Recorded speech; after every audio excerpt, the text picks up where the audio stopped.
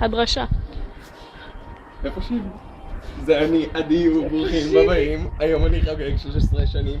אבקש ברשותכם מעט ההקשבה. הכנו עבורכם הופעה מגניבה. אז תתחילו לזוז, בכיסא להתנועע. יש לנו מקצב כזה משרגע. הרימו סכינים. הניחו הידיים כולכם ביחד. תנו לי בכפיים, זה קשה, אני מתחיל, אני נזכר בשיר במהלך השירה. אמא אילנית, תודה לך על הכל, על שבי טיפלת, יפה בסך הכל. גם אם לפעמים את צוחקת או כועסת, כשחוזר מאוחר את ערה ודואגת. כשאני חולה יד בלילות לא ישנה, ארוחות חמות, תמיד מכינה, את אמא מתוקה.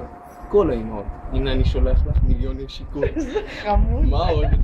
היה לי עוד כמה... אבא שלומי, אותך אני אוהב, אבל לפעמים אתה שובר לי את הלב. תן קצת אוויר ותן ליהנות, אפילו לחיות מותר לחיות. תשתדל קצת יותר, אותי לפנק, על אמא פחות. להתפנק, למרות הכל, אתה אבא, אתה תאכיל מלא, אתה לא הייתי כה מוצלח. שון. איך זה הלך עם שון? ותודה מיוחדת לכם האורחים על שהגעתם והייתם קשובים. זהו, זה מה שאני זוכר. תודה לי. תודה לך, אורטל, הצולמת הפנומנלית. תודה. ביי. תעשי